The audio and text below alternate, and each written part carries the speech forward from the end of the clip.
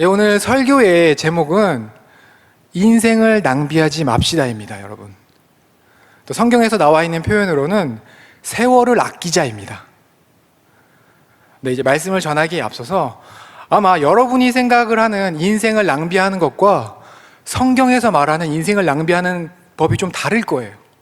그래서 말씀을 듣기에 앞서서 오늘 그 말씀을 들으면서 그 부분을 구분하는 시간을 가졌으면 좋겠고요. 그리고 마지막에 제가 여러분한테 물어볼 거예요.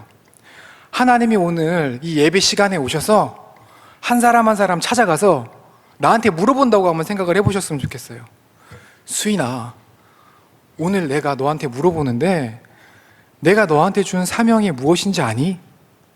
그리고 너는 그 사명을 얼만큼 이루었니라고 물어봤을 때 이 설교가 끝난 뒤에 목자 모임 시간에 나는 과연 뭐라고 대답할까 한번 고민하면서 오늘 말씀을 들어봤으면 좋겠습니다.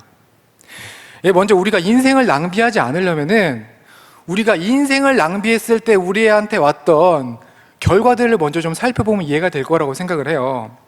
그래서 우리 모두가 공통적으로 공감할 수 있는 인생을 낭비한 시기가 언제일까 한번 생각을 해봤는데 아마 학창시절, 고등학교 시절에 한 번씩은 다 인생을 낭비해보지 않았을까 이런 생각을 해요.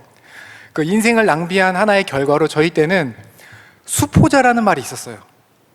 무슨 말인지 아시나요? 요새도 알아요. 수포자가 뭐냐면은 수학을 포기한 자입니다. 네, 저는 다행히도 수학을 좋아했어요.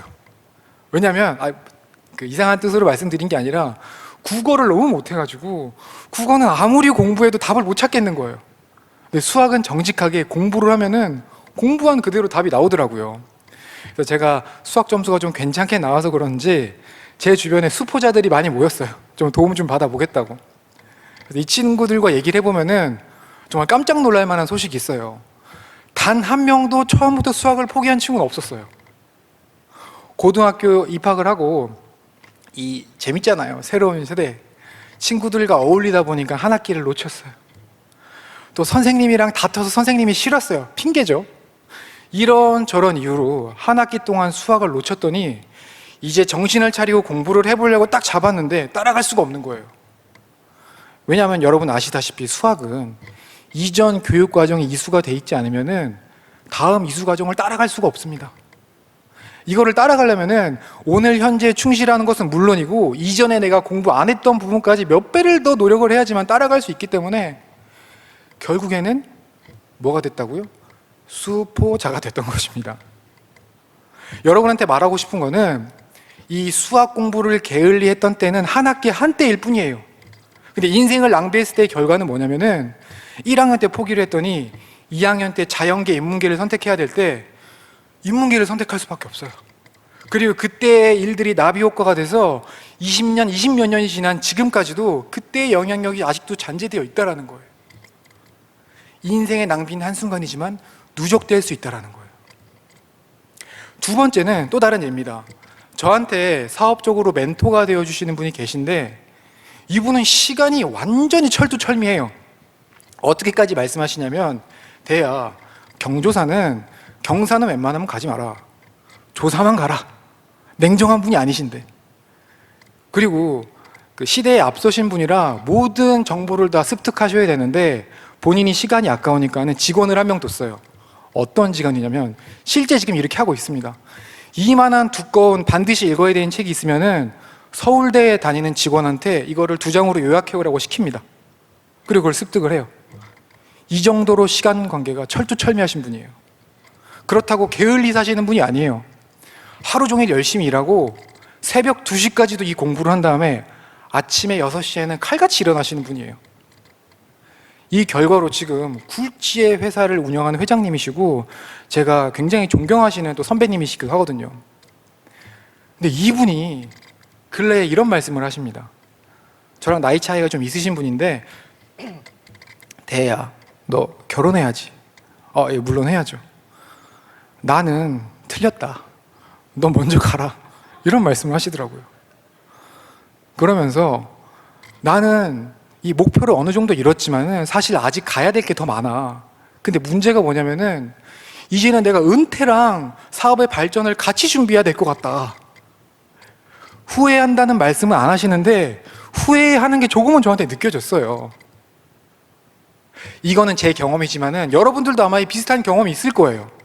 주변에 어르신들이 이런 말씀들 하시잖아요. 이제 내가 세상을 좀 알고 누리고 좀 즐길 수 있을 만한 나이가 되니까는 내 몸이 허락하지 않는구나. 저기 선교 여행도 가고 싶은데 환경이 허락하지 않는구나. 이런 이야기들을 들어보셨을 거예요. 이거는 무슨 얘기냐면은 이 시간을 낭비한다는, 세월을 아낀다는 기준점이 명확하지가 않아요. 이전에는 내가 맞다고 생각하고 살았던 시간들이 내 시야가 넓어지고 가치관이 달라지니까는 어떻게 보면 후회하는 시간으로 느껴질 수도 있다는 거예요. 이렇기 때문인지 나폴레옹은 이런 말을 했습니다. 오늘의 불행은 언젠가 내가 잘못 살아온 날들에 대한 보복이다. 이게 무슨 말인지 이해되시나요? 한번 이 말을 깊이 한번 생각을 해봤으면 좋겠어요. 그러니까는 오늘 내가 최선을 다해 열심히 살지 않으면은 훗날 어느 날 나한테 오늘의 이 불성실했던 시간들이 나한테 보복으로 온다는 이 말이에요. 한번 주의 깊게 생각해본 오늘 하루의 시간들을 감사하며 살아야 되는 경고로 붙잡고 한번 생각을 해보셨으면 좋겠습니다. 오늘 본문 말씀에도 그런 얘기를 하고 있어요. 에베소서 5장 16절에 보면은 세월을 아끼라 때가 악하니라 이렇게 말씀하고 계십니다. 세월을 아끼라고 해요. 때가 악하니까는. 반대로 얘기하면은 때가 악하면 악할수록 세월을 아끼기가 힘들어진다는 거예요. 우리의 시간 도둑질을 많이 당한다는 것입니다. 여러분, 한번 주변을 둘러보세요. 지하철, 버스 한번 타보셨나요? 타면은 앞에 누가 서 있는지 아무도 모릅니다. 왠지 아세요?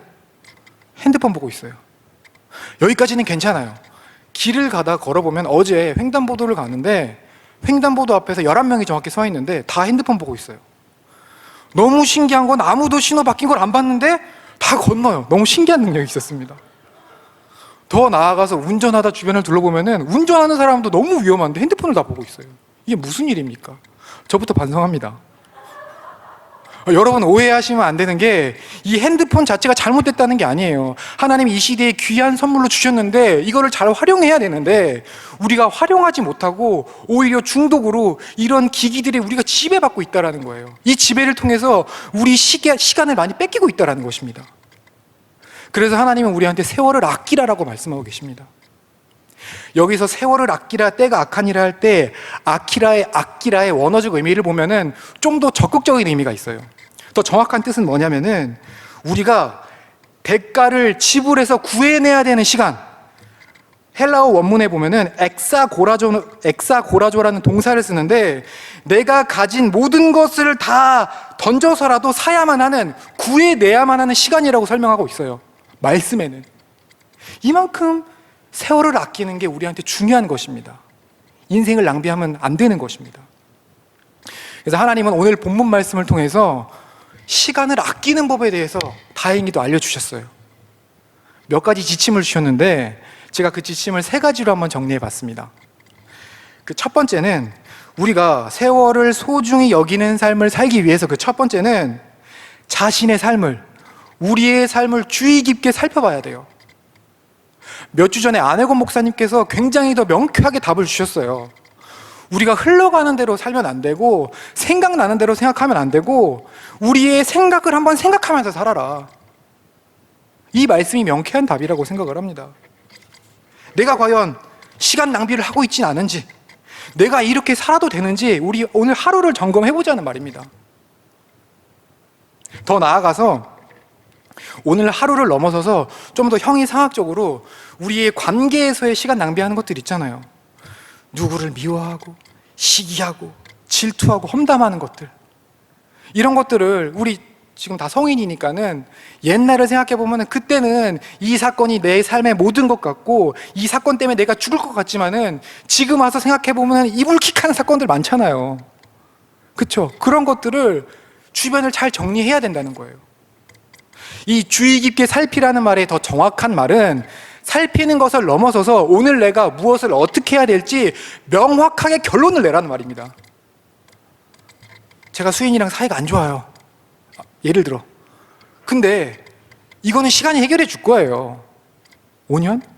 10년? 우리 성향상 가만히 두면 30년? 해결은 되겠죠. 하지만 그 30년의 세월이 너무 아깝지 않으세요?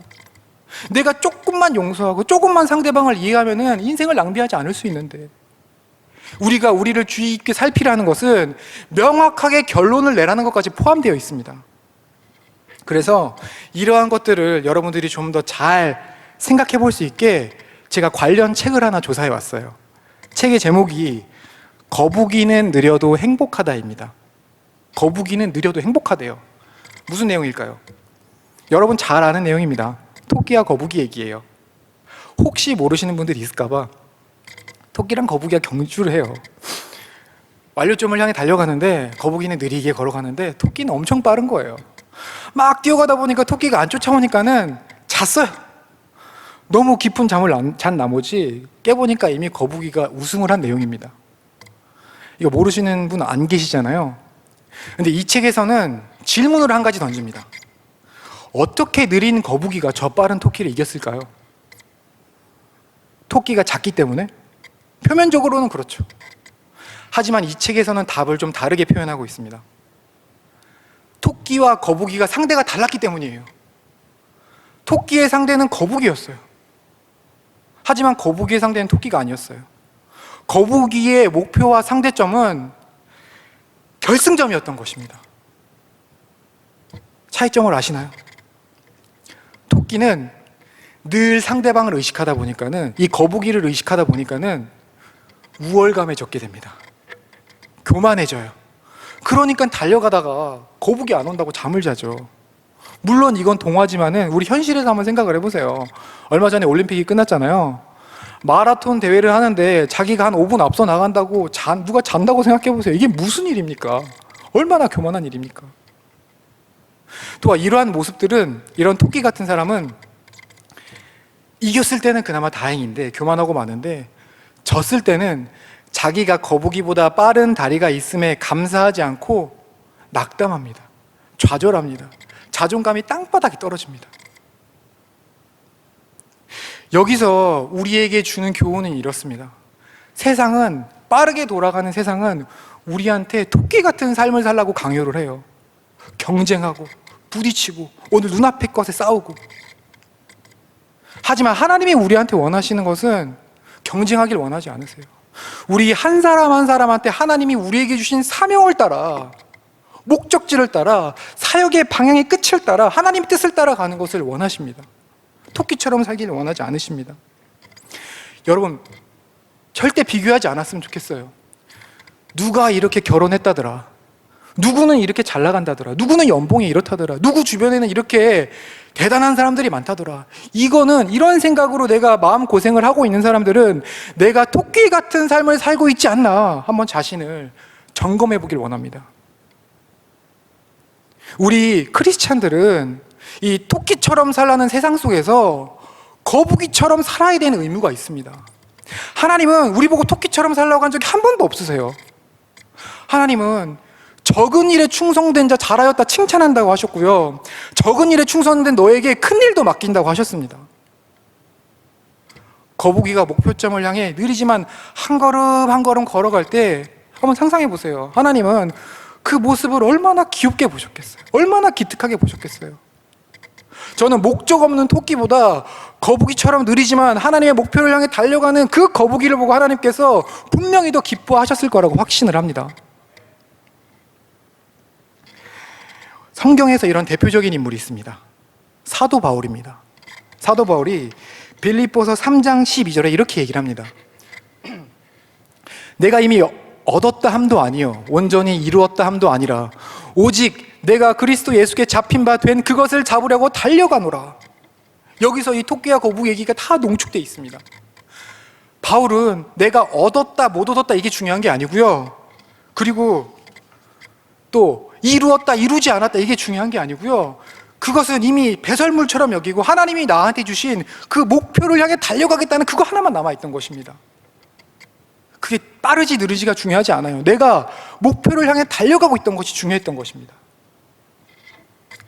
이게 첫 번째고요. 우리가 세월을 낭비하지 않기 위해서의 두 번째 지침은 우리의 삶의 기준이 내 생각이 기준점이 되는 것이 아니라 주님의 뜻이 우리의 삶의 기준점이 되어야 되는 것입니다. 우리 그리스도인들은 하나님의 기준점이 없는 열심의 결과는 허무함밖에 없습니다. 본문 말씀을 다시 한번 보겠습니다. 에베소서 16장 17절 말씀입니다. 제가 읽겠습니다.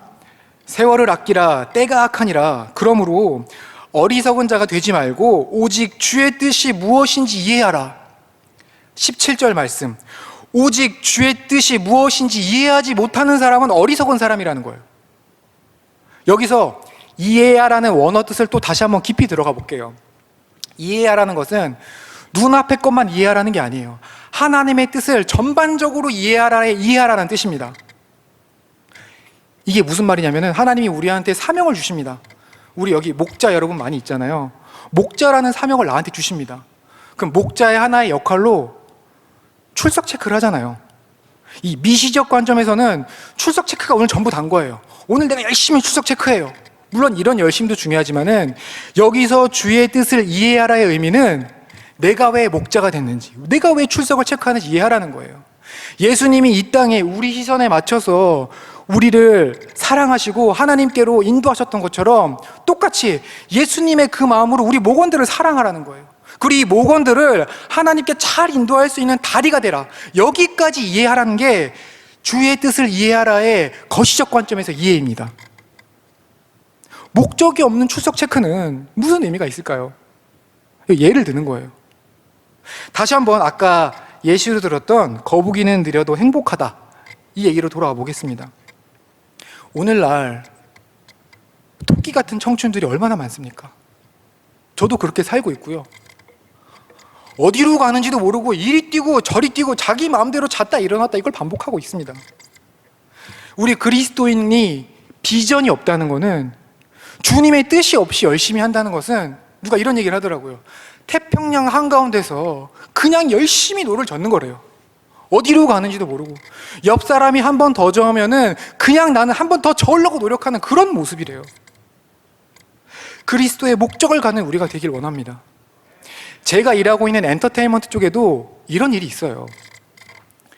우리나라의 배우 지망생, 연예인 지망생이 한 100만 명 정도 된다고 하는데 그 중에 배우 지망생들도 굉장히 많잖아요. 이 배우의 목표가 뭐겠습니까? 좋은 작품에 출연해서 좋은 감독님을 만나고 훌륭한 작가님, 김은숙 작가님 같은 분 만나서 뜨는 거죠. 그죠? 떠서 사람들한테 영향력을 끼치고 돈도 많이 벌고 내 주변 사람들을 이롭게 하는 목표가 있을 거예요. 근데 그 문이 좁아요. 100만 명이라니까요. 드라마는 몇 개 안 되는데. 그러니까는 불안해집니다. 저도 20대 때 배우를 준비하던 시절이 있었는데 스케줄이 없었어요. 근데 뭔가 열심히 살아야 될 것 같은 거예요.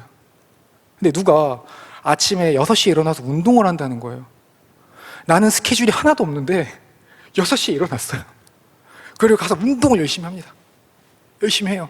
그리고 샤워를 딱 해요. 운동하신 분들은 좀 공감하실 텐데, 샤워 끝나면 때 거울을 보면 아무도 모르지만 나만 알 수 있는 그 미세한 변화가 있어요.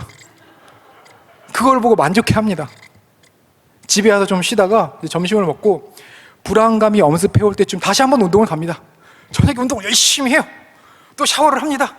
와, 난 오늘 2번 했어. 아침보다 좀 발전됐나 하면서 만족감을 갖습니다.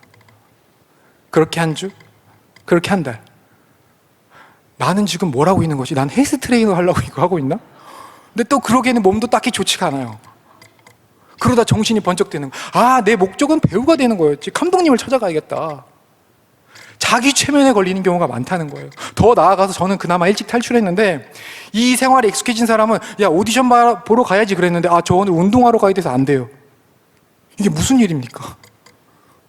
그리고 배우 영상 찍어서 보내라 그러면은, 아, 오늘 다른 거 있어서 배우 영상 찍어서 못 보낸다요. 너 출연 안 해? 역할이 너무 커서 제가 감당이 안 될 것 같아요. 목적을 잃어버린 삶입니다. 우리 그리스도인들한테도 마찬가지예요. 그리스도의 목표와 목표점, 완주점이 없는 사람들은 제가 6시에 일어나서 운동하는 거랑 똑같은 거예요. 진짜 열심히 운동했는데 지금 하나도 안 남았습니다. 이게 무슨 일입니까? 역시 성경에서도 이러한 모습을 바울을 통해 알 수 있습니다. 사도행전 20장 24절에 보면은 내가 달려갈 길과 주 예수께 받은 사명, 곧 하나님의 은혜의 복음을 증언하는 일을 마치려 하면은 나의 생명조차도 조금도 귀한 것으로 여기지 아니하노라. 사도 바울은 예수님을 만나기 전에도 굉장한 사람이었어요. 여러분 잘 아시잖아요. 로마 시민권자였고요. 굉장한 지식인이었습니다. 웬만한 사람과 논쟁을 펼쳐서 지지 않는 사람이었어요. 자기의 목표에 가치관이 있고 뚜렷한 사람이었어요. 근데 이런 잘난 사람이 다메섹에서 예수님을 만나자마자 목표점이 생겨버린 거예요. 방금 읽은 말씀처럼 하나님의 은혜의 복음을 전하는 그 일, 이 목표점 하나가 분명히 생긴 거예요. 이 목표점이 생기니까는 게으를 수가 없고 다른 목표가 생길 수도 없어요. 그러다 보니까는 내 생명조차도 귀하게 여기지 아니하고 그 사명을 향해 갈 수 있게 되는 거예요. 여러분은 이 말씀을 통해서 오늘 나를 점검하는 시간을 통해서 하나님한테 이런 목표를 꼭 찾아가는 여러분이 되시기를 간절히 소망합니다. 근데 이게 쉽지가 않아요. 왜냐면은 세상에 방해가 너무 많아요. 그리고 요즘에 시대가 너무 급변해 가다 보니까는 뭔가 하나 기준점을 잡기에는 너무 들려오는 소문도 많고 해야 될 것도 많고 바쁜 삶을 살아갑니다. 그래서 목사님이자 한 교수님이 지금의 세태를 이렇게 평가하고 있습니다. 이제 모던 시대부터 올라가는데요. 옛날 모던 시대는 권위자가 있던 시대라고 합니다. 그러니까 쉽게 기준점이 있는 시대라는 거죠. 그리고 그 다음 포스트 모던 시대에 가면은 권위가 상대화되는 시기라고 합니다. 역시 쉽게 기준점이 두 개가 있다는 뜻이겠죠. 그리고 지금을 나타낸 시대를 포스트 모던 시대라고 얘기를 합니다. 이게 무슨 말이냐면은 시대가 너무 급변한다는 거예요. 기준점이 없이 각자 한 사람 한 사람의 기준점이 되어 있다는 거예요. 18세기 이전에는 시대가 바뀌는 게 100년 단위로 바뀌었는데 1900년대부터는 그 바뀌는 게 30년, 20년, 10년 만에 바뀌다가 10년이면 강산이 바뀐다는 건 옛날 얘기예요. 이제는 2015년 이후부터는 하루 걸러 하루 시대가 바뀐다 해도 과언이 아니라고 합니다. 이게 얼마나 빠른 속도가 있냐면은 시대가 한번 바뀌었는데 이 바뀐 걸 모르고 다음 시대가 온 걸 우리가 경험을 하고 있다는 거예요. 그래서 기준점을 잡을 게 없는 거예요. 그러니까 내가 기준점이 되고 무리가 기준점이 되다 보니까는 그 각자 무리들이 각자의 신이 되어 있는 거예요. 하지만 시대가 급변한다고 했잖아요. 속도는 여전히 빨라요. 사람은 조급해져 있습니다. 그래서 잠언 말씀해 보면 이거랑 맥락이 비슷한 말씀이 있어요. 잠언 21장 5절 말씀해 보면은 부지런한 자의 경영은 풍부함에 이를 것이나 조급한 자는 궁핍함에 이를 따름이니라. 아멘. 부지런한 자는 풍부하고 조급한 자는 궁핍함에 이른다. 이게 대조구문을 우리한테 말씀하고 계신데 좀 이상하지 않나요? 부지런한 자의 반대는 게으름 아닌가요? 그렇죠? 근데 성경에서는 부지런한 자의 반대를 조급한 자라고도 보고 있습니다.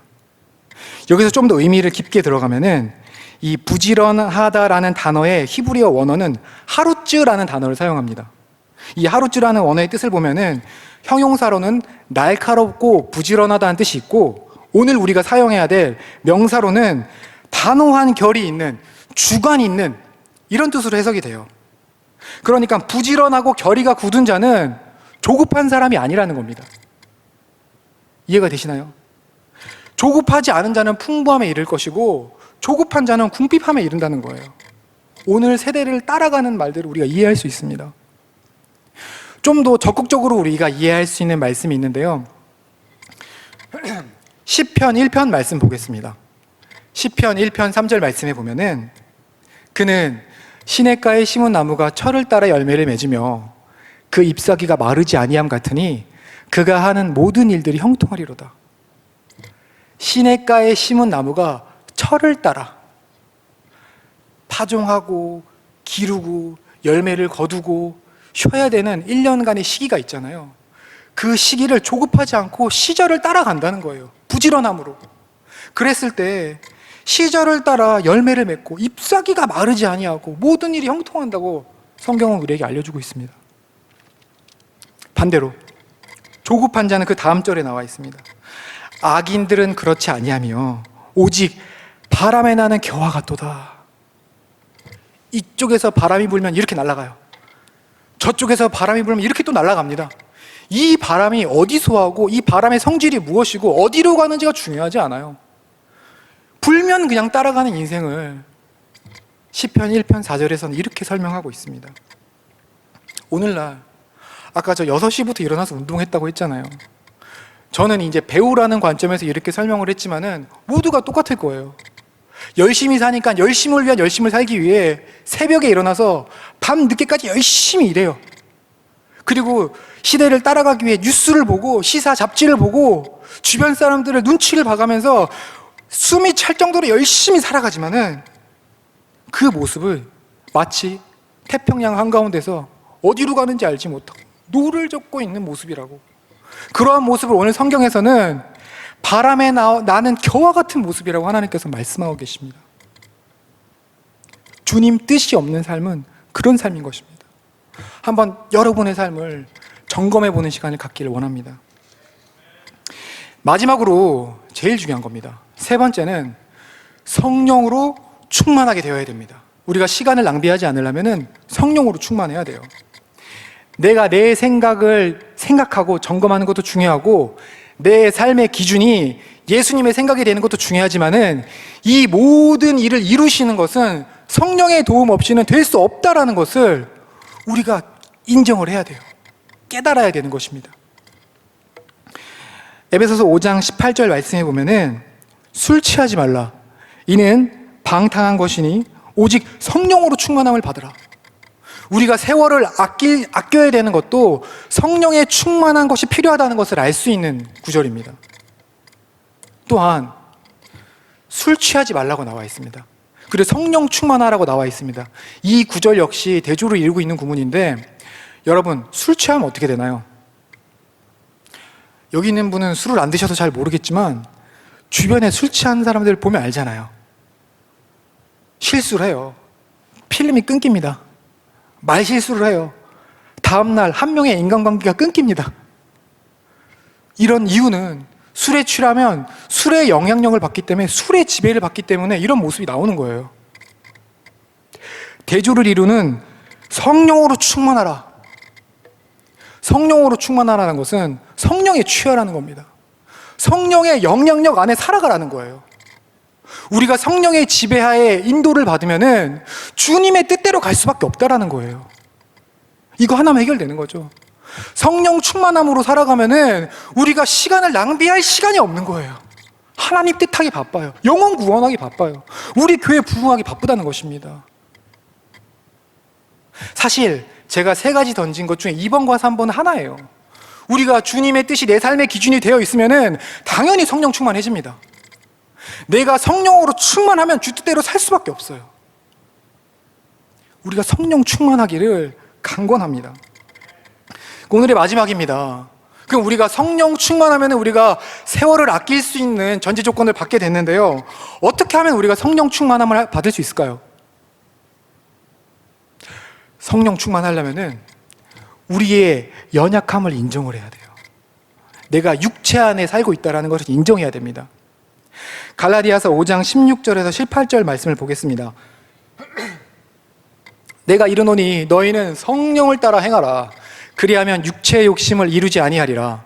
육체의 소욕은 성령을 거스르고 성령은 육체를 거스르나니 이 둘이 서로 대적함으로 너희가 원하는 것을 하지 못하게 하려 함이니라. 너희가 만일 성령의 인도하시는 바가 되면 율법 아래에 있지 아니하리라. 첫 번째 우리가 알아야 될 게 육체의 소욕은 성령의 소욕을 거스르고 성령의 소욕은 육체의 소욕을 거스른다고 했습니다. 이 2가지 성질은 빛과 어둠의 성질과 비슷해요. 어둠이 있다는 것은 빛이 없는 거죠. 어둠 가운데 빛이 비치면 어둠은 물러갑니다. 우리가 성령 충만하면 육체의 소욕을 따를 수가 없어요. 반대로 내가 성령 충만하지 못한 것 같고 약간 중간쯤 되는 것 같다 이런 건 없습니다. 내가 육체의 소욕을 따라가고 있는 모습일 가능성이 크다는 겁니다. 근데 우리가 여기서 하나 또 받아들여야 되는 게 오늘 내가 예배로, 말씀으로, 기도로 성령 충만함을 받았어요. 하나님, 내가 주님을 위해 죽겠습니다 라고 고백을 하면은 분명히 그 순간은 성령 충만할 거예요. 하지만 우리는 육체 가운데 사는 사람입니다. 그렇기 때문에 날마다 육체의 소욕이 올라올 수밖에 없는 존재예요. 때로는 누군가는 이러한 모습들의 좌절감을 겪어요.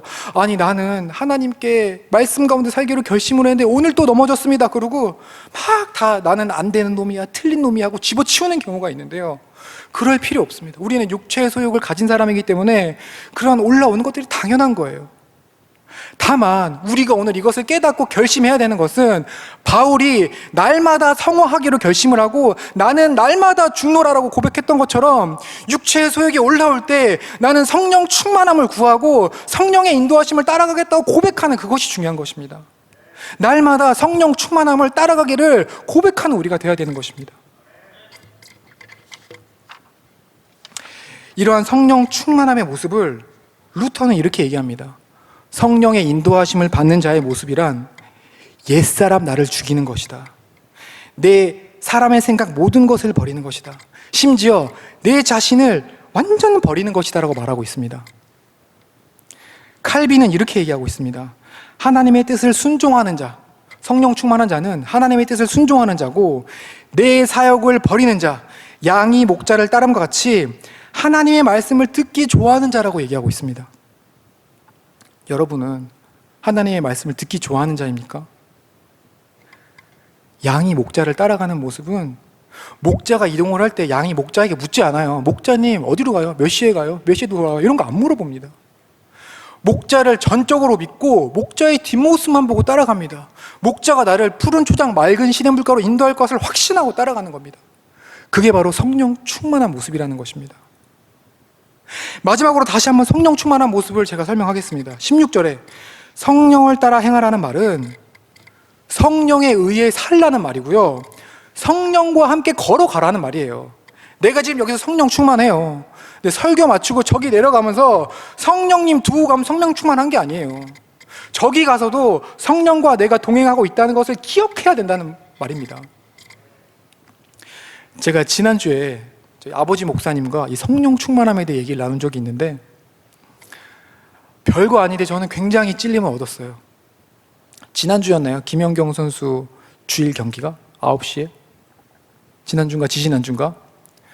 아침에 눈을 떴는데 에어컨 바람 속에 이 폭신폭신한 이불, TV에 곧 김연경 선수가 배구를 한대요.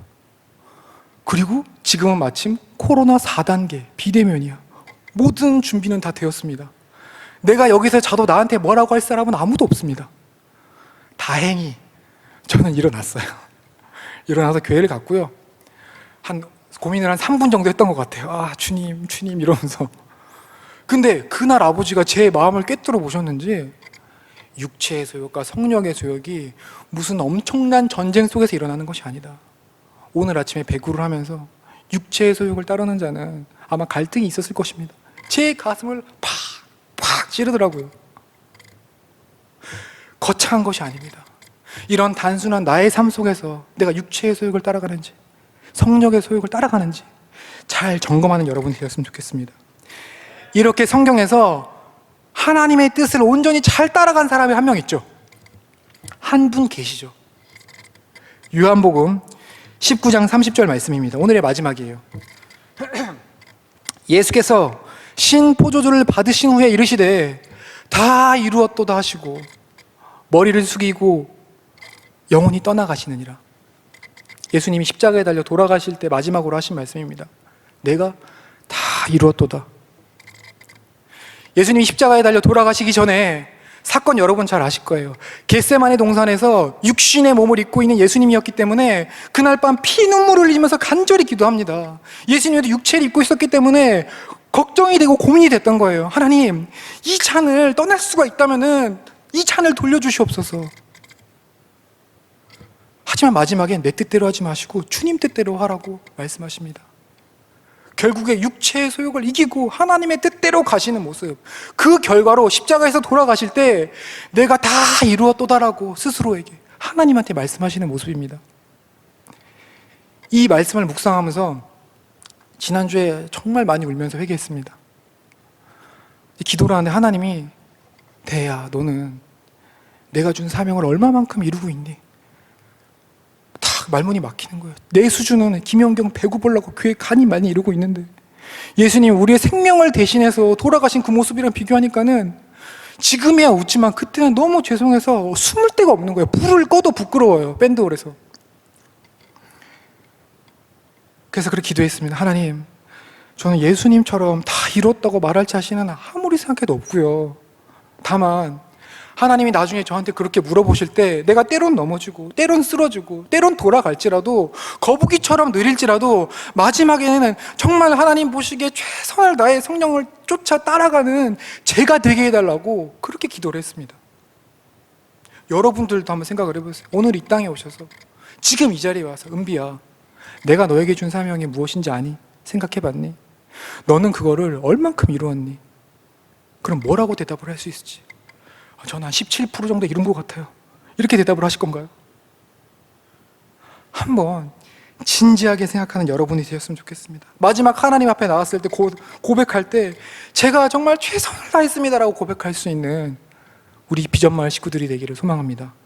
말씀을 마치겠습니다. 아까 나폴레옹이 한 말 있죠. 유배지에서 죽기 전에 한 말이래요. 오늘의 나의 불행은 언젠가 내가 잘못 보낸 시간에 대한 보복이라는 소리를 하며 후회하는 인생을 살지 마시고요.